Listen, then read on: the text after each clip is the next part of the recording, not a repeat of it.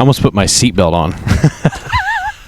You ever think you have something that's a really good idea, and then you're proven almost immediately that it's not? I think it goes hand to hand with what we're going to talk about today. Well, good morning, good afternoon, good evening, good night, whatever time it is, wherever you are. I decided to choose this very nice, quaint little place next to a nice little pond, a little reservoir area. But I chose it at 12:20 in the afternoon, which means there are half a dozen cars here, all trying to do what I'm doing and have a quiet little area. But they're all trying to have their lunch, and I'm trying to record a podcast episode. Today we talk about quieting the internal critic. What does that mean? Where does it come from? How can we do it? Do you have any ideas? Do you have any steps to take? Boy, do I ever have all those things and more set up for you on this one. We're going to talk about notice, name, neutralize, now. The 4 N's. I don't know where I came up with it. Think amongst my notes, little chat GPT didn't hurt. We've come up with something pretty good. So welcome. Let's get into it.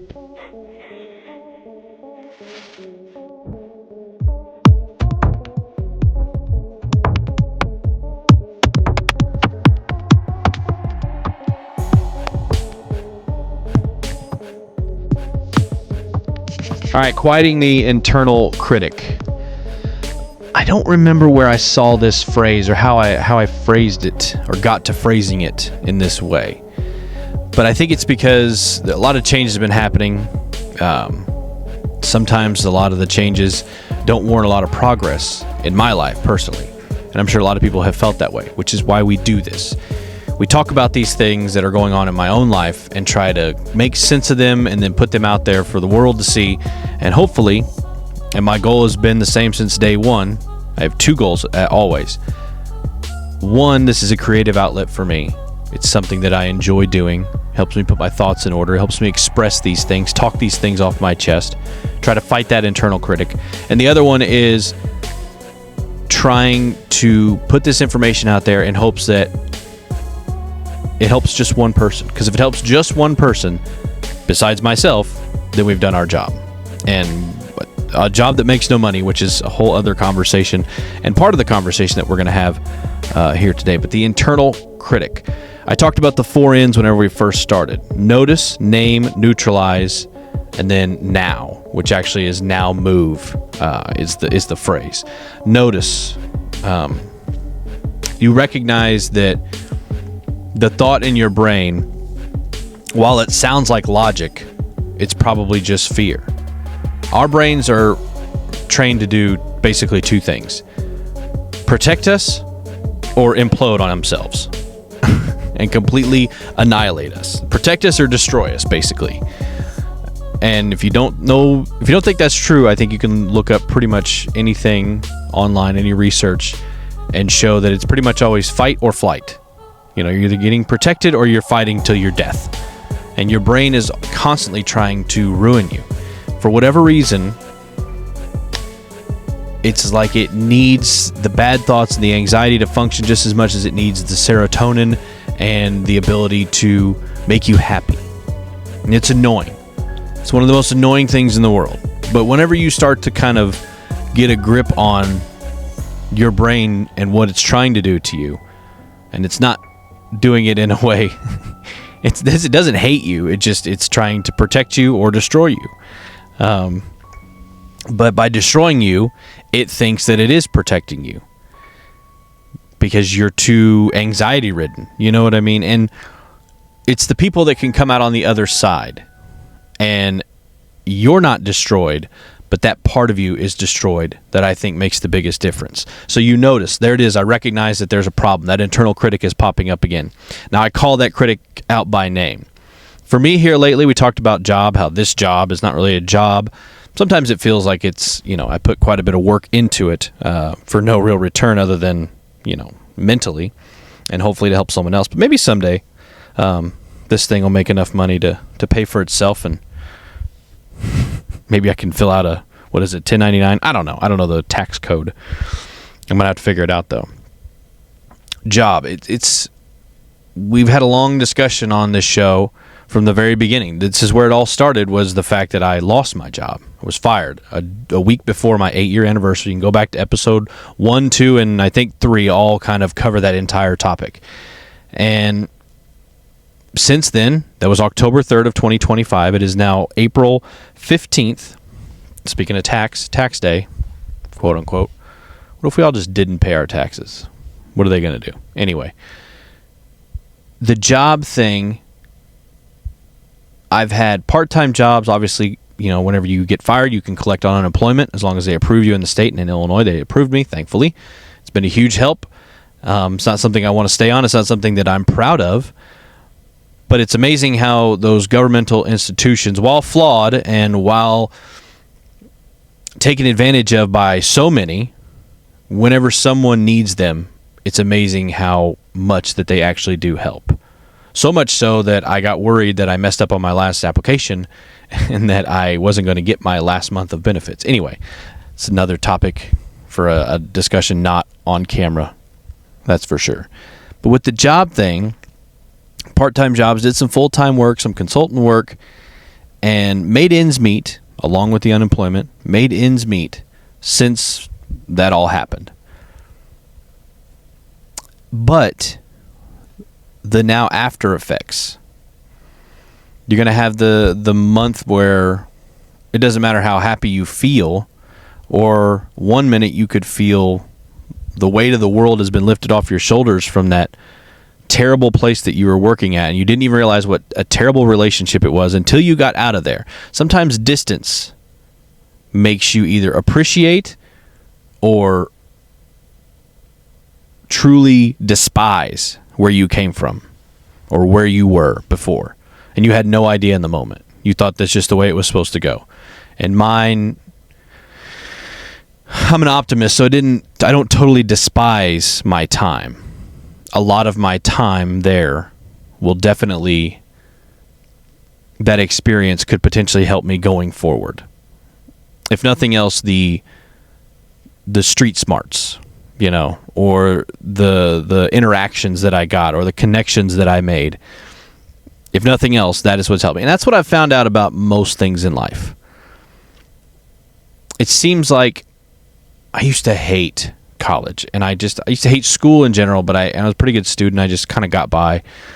But I used to just, for whatever reason, I just felt like what I was doing in college, there was only a handful of classes that actually made any real difference. There's only a handful of classes that I actually gave a shit on. And it got to the point that I was so frustrated with the admissions office and my advisors, and I ended up having to go longer, or take a class over a summer or two that originally I wasn't supposed to take. And I was just so frustrated with the whole system that I was just so ready to get out of there. And in the moment, I hated that whole thing. I hated my whole experience.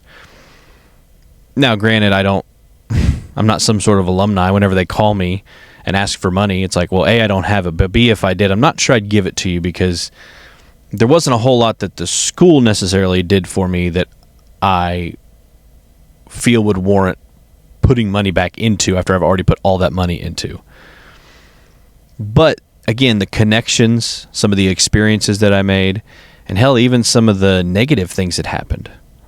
I'll never forget the most motivating thing that I had said to me was from another student whenever I was in the radio program there.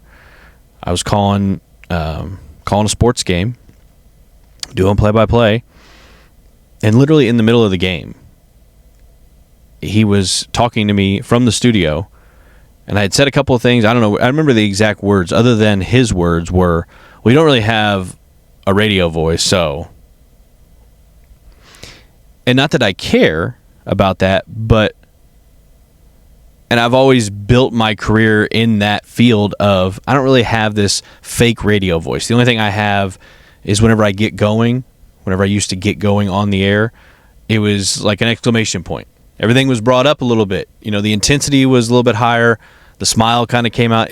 There was another level to it, but the voice was still very much just me. It was just kind of exaggerated, so to speak. So I always prided myself on not having that, and here we are today for this matchup between these two titans. I I don't fuck with that. Like, we don't mess with that. We don't worry about that. That is cheesy behavior. That's just not something that I'm going to do. But it was just a comment that he made, the boldness that he had to say to a fellow radio student that they don't really have a radio voice. And it's like, so you're saying I should, it's almost like you start spiraling. Should I get out of this program? Should I not be doing this anymore? You just do this whole thing. So it's the experiences, it's the connections, it's some of the hard knocks or the street smarts that you learn with these opportunities that come your way. Because we've talked about before, if you go back and look at the episode about find perspective, find higher power or some sort of spiritual thing to believe in, and then you find peace, and it's like a circle. Once you realize and you find perspective, the perspective is also that there's no coincidences in the world. There's either a higher power or whatever you may believe in, or there's some spirit in the earth or some sort of universe pull. However you believe and whatever you believe, doesn't have to be religious, but there's some sort of higher power in the world pulling everything in a certain direction. So once you realize that everything is an opportunity, whether you feel like in the moment it's negative or not, it's an opportunity.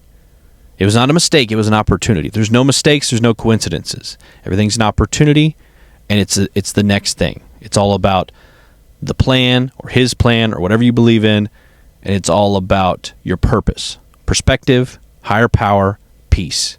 And in that you find purpose. So there's a fourth P. There's 4 N's. So notice, you recognize the problem. You've called out the internal critic. You've named it. So notice name. Now we need to neutralize it. It's not fact. It's just anxiety. That's what I wrote down. It's not fact. It's just anxiety. You're overthinking, and overthinking leads to no action.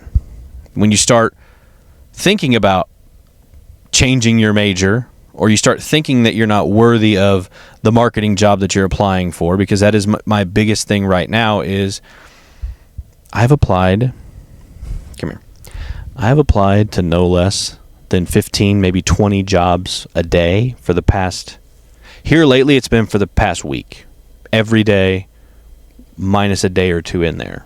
But even then it was like on Sunday I filled out 5 applications. Just because I had a few minutes sitting in the chair doing nothing. But when I tell you, the amount of rejection that you feel during all that, it's just, it's a tough thing to deal with. So overthinking leads to no action. So then you start overthinking, like, well, maybe I should apply for a different job. Maybe I should just go to some entry level. Maybe I should just not work at all and I should just be a bum. Or maybe and you start going down the wrong rabbit hole and you start thinking all those terrible thoughts and your brain starts to try to destroy you. So now you're trying to be destroyed instead of being protected. When in actuality, it should realize and name the problem. Notice the problem, recognize it, name it for what it is, call it out, and neutralize it as anxiety and overthinking, because then you have no action taken. And now you're just sitting there stuck, and that's what leads to depression, even more anxiety. If you're striving for perfection, you'll never start. So overthinking is no action, so you'll never start. But if you're striving for perfection, you'll still never start. So no matter what you do, if you don't quiet the internal critic, you'll never start. And that's just fear. Never starting, seeking perfection, overthinking, and no action is all just fear. Fear and anxiety. It's your brain trying to protect you, and if you let it, eventually try to destroy you. And playing it safe.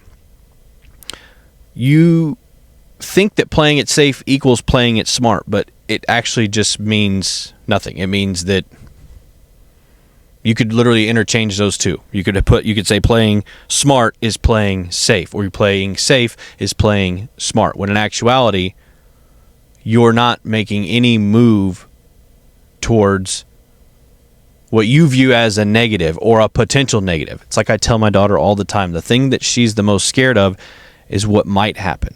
Not what's actually happening. It's always what could happen. Well, if you leave me and I have to go to my grandma's and you don't come back, because you might die. You could die. Baby girl, I could die. I could die right now. This tree right here that I'm sitting underneath, I don't know if you can still see the landscape behind me, but it could fall on me. What am I supposed to do about it? If I don't notice it and get out of the way in time, there's nothing I can do about it. So it's the fear of what could happen almost always. Instead of dealing with whatever it is in the moment that comes up, it's always the fear of what could happen. And it's hard to have that confidence. It's super difficult to have that confidence. I didn't have it for 32 years. I'm barely starting to figure it out. I turned 32 the December after I was fired. And I would say it took until the last couple of months to fully get the confidence and understand what my brain's trying to do to me on a regular basis, what that internal critic is trying to do to me on a regular basis. And confidence isn't it's not the absence of doubt. Confidence is not the absence of doubt.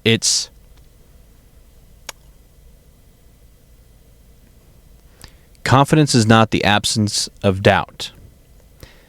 It's action. It's acting on the doubt, or it's acting in spite of the doubt. Confidence isn't the absence of doubt. It's action in spite of it. And if you don't act in spite of your anxiety, of your brain trying to protect or destroy you, you'll never grow.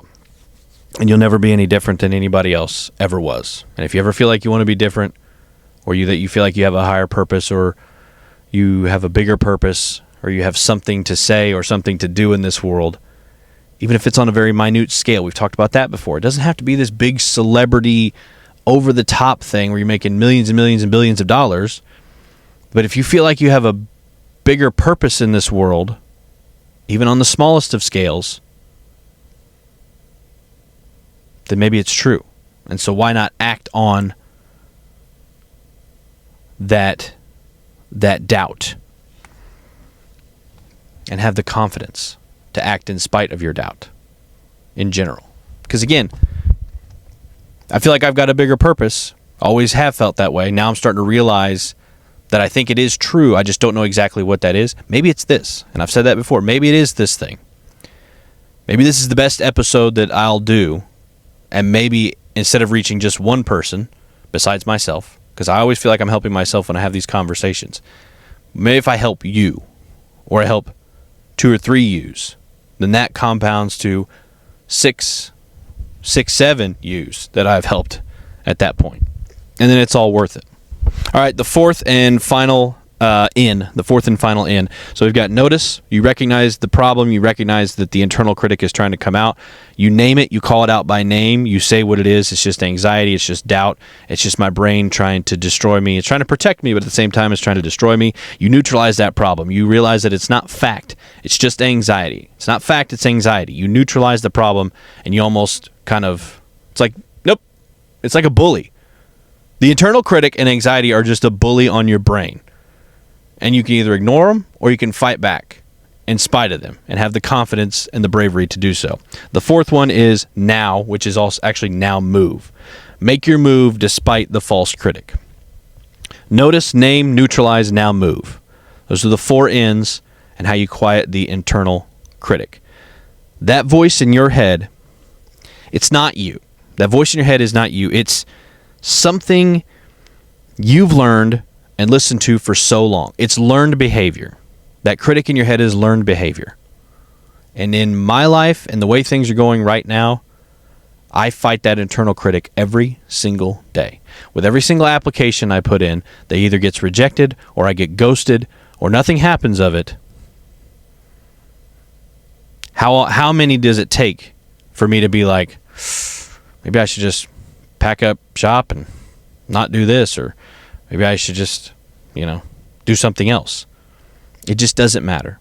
And in this life, you only get one life to live, so make your own way, because all you have whenever you leave this world is a name, and a name is what you make it. Quiet that internal critic that is going on in your brain all the time.